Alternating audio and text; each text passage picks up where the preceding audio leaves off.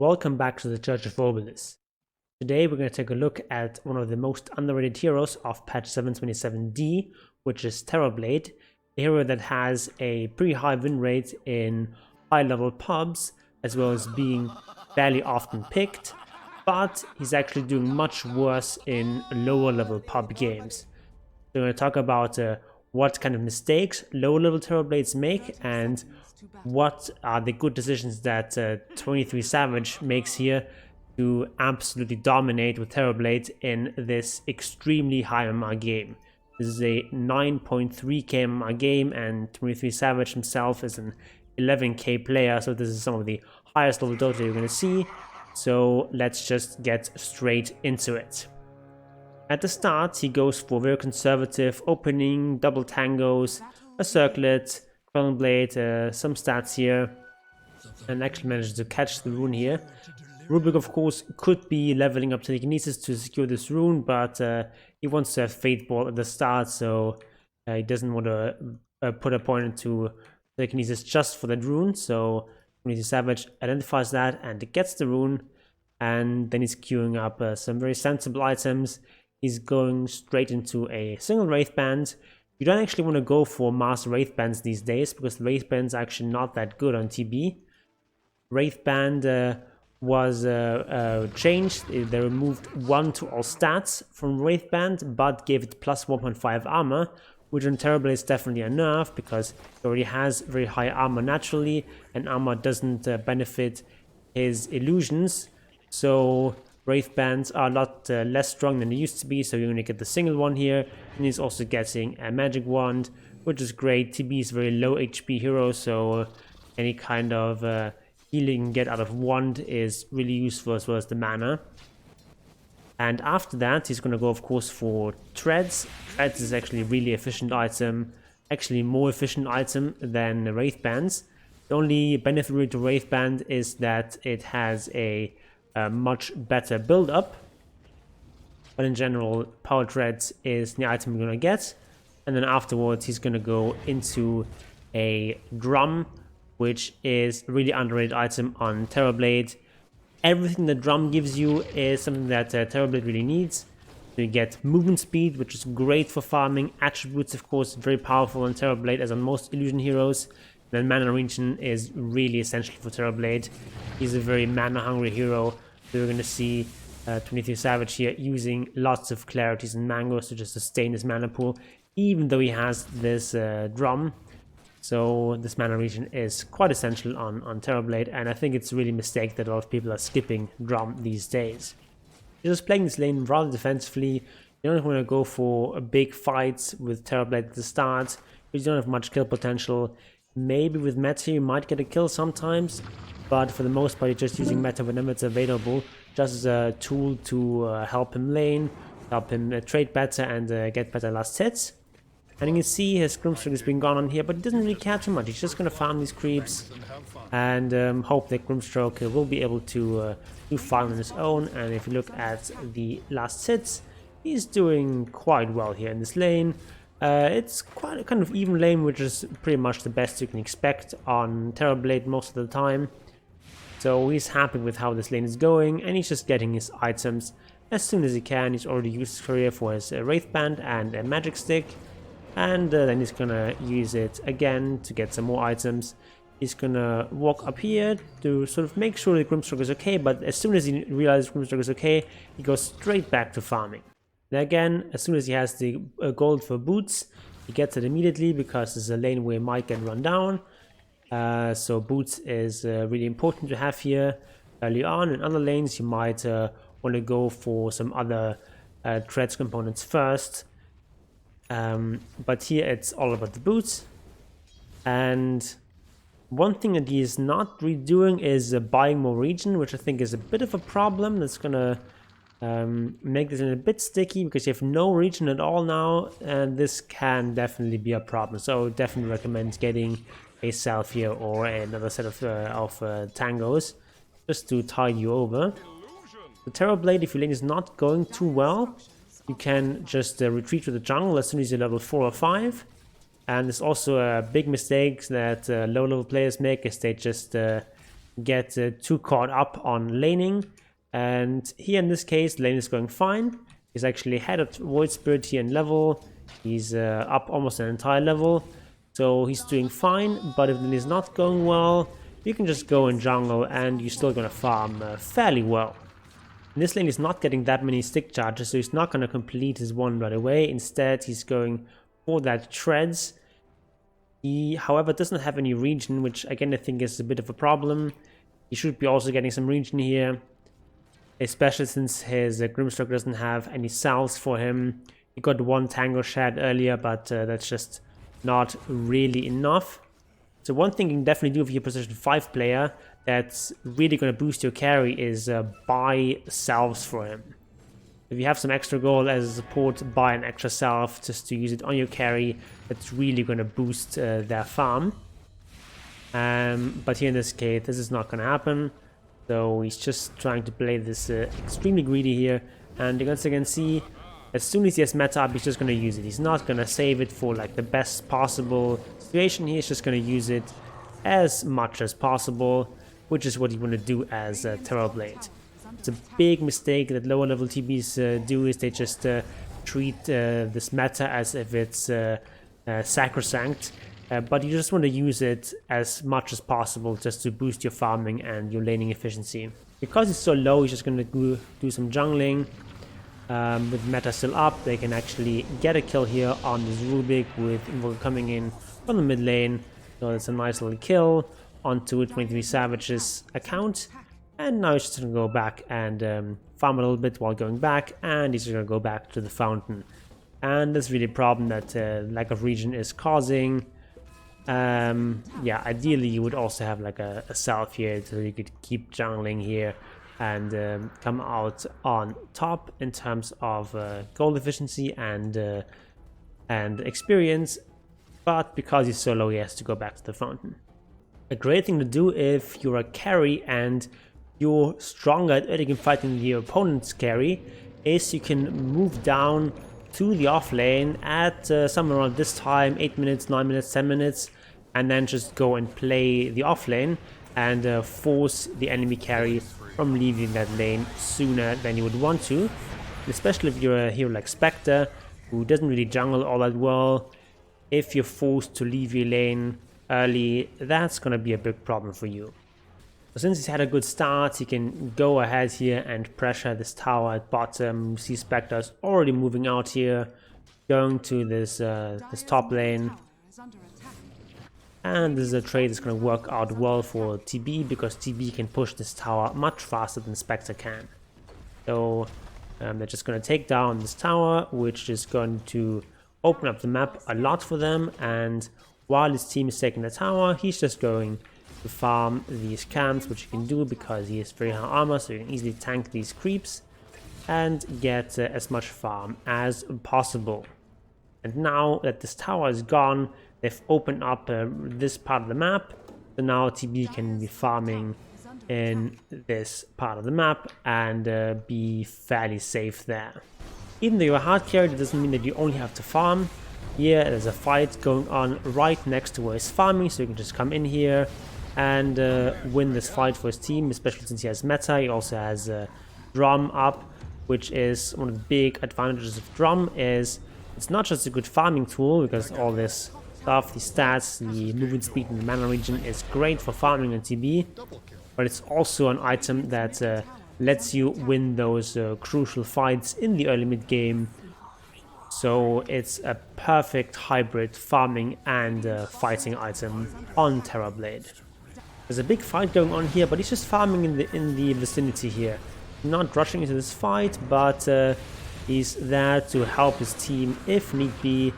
So he just comes in here and allows his team to retreat thanks to his presence. And now he's going to go back and farm some more. Notice also he's getting lots of clarities. Pretty much as TB, you also want to be using clarities whenever possible. And because there's so many people down here, it's no longer safe farm in the bottom lane, so he TPs up to the top. But the top lane is dangerous, so he's not just gonna farm aesthetically, he's just gonna send out his illusions here to farm this lane while he goes to the jungle and takes the safer farm there, where he's outside of vision and it's not as easy to gank him. Meanwhile, the illusion is pushing out the lane, however they're getting cleared up here. So now he knows it's time to retreat and he goes to farm these safer camps. Notice he's always using clarities when he's farming jungle. This is what you need to do to keep up your mana pool. They also have a mango tree here, which is great news for Terrorblade. And through this entire game, he's going to be ferrying himself mangoes and just eating those to help keep up with his illusion spam. So he's just using this conjure image whenever it's available, and this is going to help him maximize his farm. And he's also just going to use his meta whenever it's available, pretty much. So there's no big fight coming up or anything like that. There's just some stacked camps here, and he's just going to use meta for that. That's because it speeds up your farming so much. And yeah, just use your meta whenever possible. This is a big part of the reason why high-level Terrorblades farm faster than low-level Terrorblades. We just don't use meta nearly enough. So just keeps farming here with meta, farm the triangle, and this goes much faster if you have meta up and you're spamming out those illusions. Come on, use your conjure image. There we go, and this speeds up the farming, and now he's on his way towards a Manta style. Yasha is a great farming item, obviously, on TB, and Manta is as well. It's also an item that's great for fighting. The spell is quite useful here, especially once this Void Spirit has his Aghanims up. We're just going to go for here. So the spell is quite useful in this game, as it is going to be in many games. If there's nothing important to be dispelled, just go for the Ancient Yasha instead. Just a much cheaper item than the Manta. But probably in the majority of games you want to go for that Manta. Here the tier 1 tower is being attacked, so Terrorblade comes to join the fight because he's nearby anyway, even though he doesn't have meta. But thanks to his help, they managed to defend that tier 1 tower. It's still a bad trade. They still lost the Invoker for just a possible Rubik, and they meet another hero here. So it's a bad trade, but at least they saved their tier 1 tower, which is a very important objective. Now it's just back to farming, using his Manta here also for farming, because it's a fairly safe area here, while his illusion here from Conjure Image goes and takes these camps. These Conjure Image illusions live much longer than Manta, so if you're going to send an illusion out for an extended distance, you always want to use those Conjure Image illusions rather than Manta illusions. Once you have a couple of levels and some decent items, you no longer really need meta just for farming. Like, this goes really fast even without meta, so at this point in the game you want to start saving a meta for more important occasions. But in the early game, definitely just use it whenever it's available, just to speed up your farming a little bit. But here it's no longer necessary, so he saves meta for an engagement like this. But in this case, there's no meta, he just wants to escape. And actually in this case, he kind of gets saved by the Void Spirit using the Yule Scepter here. He was afraid of him getting off a Sunder. And here in this case, he's not actually going to turn around to try to get this Sunder on the Void Spirit. He's just going to use it on Grimstroke. Because it's just so important to get off the Sunder. It's not as important to put some damage on the Void Spirit, because it's a fight where they only want to retreat anyway. So he just keeps walking, doesn't have to turn around to use that Sunder. And this way he just barely manages to survive, limps away here on 50 HP, and he's fine. Actually got to kill all of this, and he can just walk back to Fountain and keep up that perfect score. The one tower is being pushed, so 23savage is going to come in here. It's meta available, so he's fine with fighting. He also still has drum charges up. So this is a fight that's going to go quite well for them. He's the most farmed hero on the map, so he wants to put the net worth to use.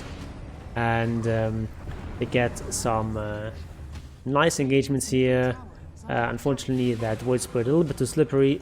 And as Terrorblade, it's important not to chase too much here. You just want to go for the objectives. you're a hero that can get kited out, so just hit whatever's available. And in this case, they just take the tier 1 tower, so they got this 1 kill and the tier 1 tower, and that's already a pretty big win. After Manta, the item build is quite flexible. You can go for this Dragon Lance, which is a fighting item. You went for this game because you want to have a lot of fighting power right now, because they know that they're stronger right now. The Spectre has not really come online yet, so they can just push with this Dragon Lance and really make use of PB's net worth lead. You can also go for a more expensive item like this Skadi, which is going to be the next item. So Dragon Lance plus Skadi is a really strong item combination against Spectre, because her dispersion really doesn't work very well if there's a long-range hero in the game. So using this Dragon Lance to get extra range, plus the Skadi to slow down the Spectre and be able to kite her, is a very powerful combination. And also both these items really help you be more tanky, because Terrorblade is a very low HP hero. So in the early game, your early itemization, you want to go for items that help you farm, like this drum and this Manta style. But after that, you want to go for something that helps you survive and that allows you to actually win team fights and not get bursted. So another item in that category, of course, would be BKB. If there's a lot of disable, you might have to go for BKB after Manta. But in this game, it's okay to not go for that BKB and just get more tanky with Skadi. You could also go like ultra greedy and go for a butterfly, but butterfly generally is not that strong of an item right now. MKB is so good. And it also just doesn't help you with the HP problems. So it's more of an item you're going to go for in the late game, if at all. In this fight, again, they're just running over their opponent because the enemy team is not really together here. So now, after winning that fight, they can go for the Roshan. And if you're Rosh, you pretty much always want to use your meta. So there's some people who think, you know, it doesn't matter too much, I will just use my regular melee Terrorblade and take Roshan, but that's usually a mistake. Rosh goes much faster if you use meta, because you just get so much bonus damage. And you can only really not use meta for Roshing if it's a really uncontested Rosh. But here in this case, most of the enemy team was alive, so they could have contested. So doing it fast is really important. And even if you use meta here and they kill Roshan, by the time Roshan is dead, your meta is probably going to be on about a 2-minute cooldown. And this means you can actually push with 2 metas during the Aegis duration. So really don't be too shy about using meta. Usually when you're playing Terrorblade, you want to constantly be popping clarities. Here in this game, he's able to get away with getting somewhat fewer clarities because they have a Greaves on their team, which helps a lot. And then they also have this mango tree, so he's constantly using mangoes here to help out with the mana region. And Spectre here is getting a little bit ambitious here and actually gets killed off. So it's a nice kill for the Invoker.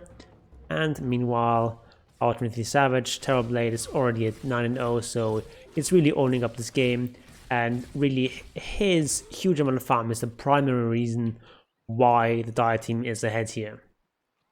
They have Aegis up still, and meta is about to come back, so they want to push here. They group up in the bottom lane. This is the most pushable tower.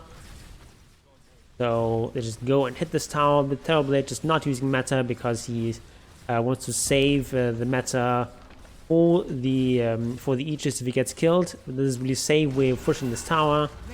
And then they still have the Aegis for a possible high ground push. And since the enemy is not responding yet, they just keep going here.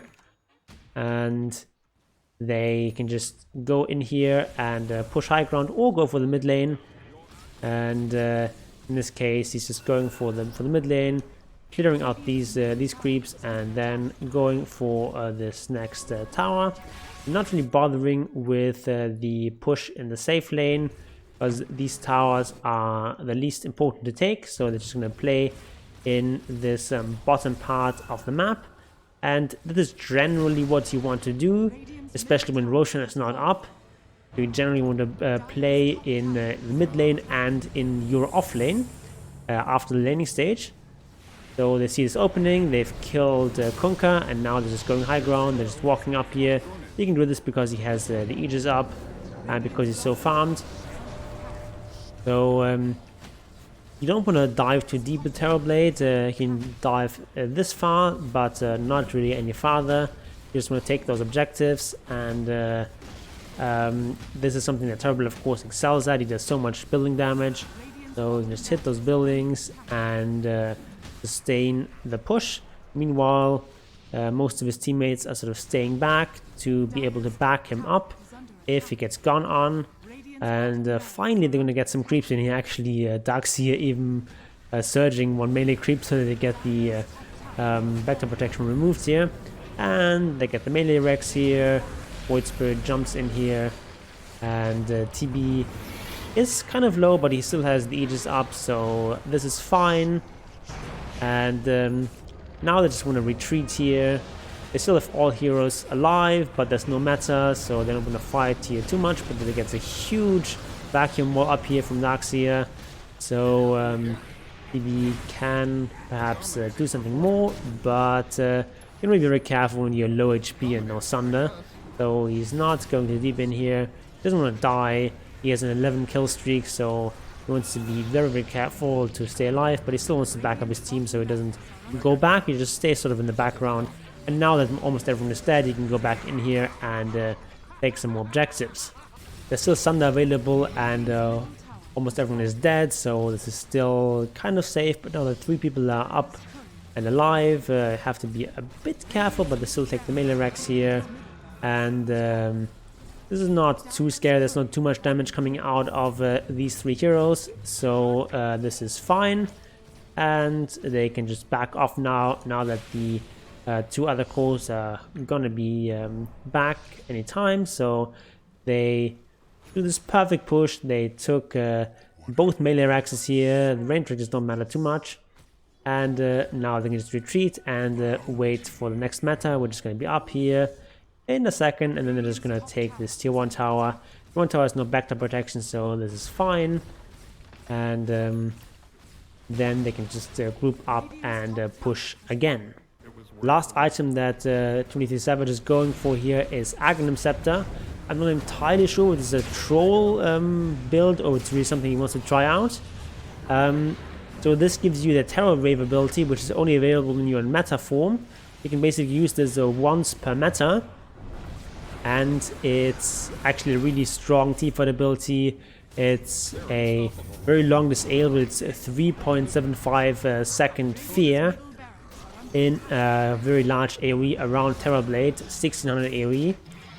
So this is a really strong teamfight ability. It just doesn't really fit well into the kind of position 1 carry, hard carry role that TB occupies.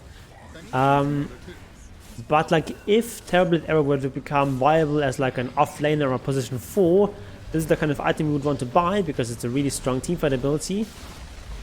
But as it is, it's kind of niche. You know, in this game it doesn't really matter too much what he buys. This game is already basically over. So this is how you completely dominate a 9k MMR game as Terrorblade. Just find your farm, use meta to farm whenever you can at the start. Spam out Conjure Image, get the mana to do that by throwing yourself Clarities and mangoes if you have Mango Tree. And yeah, just buy efficient items that help you farm at the start and then bulk you up for fighting in the mid game. And just be very careful not to die and stick around with your team in fights, but still stay safe. And this way you can really win a lot of games as Terrorblade.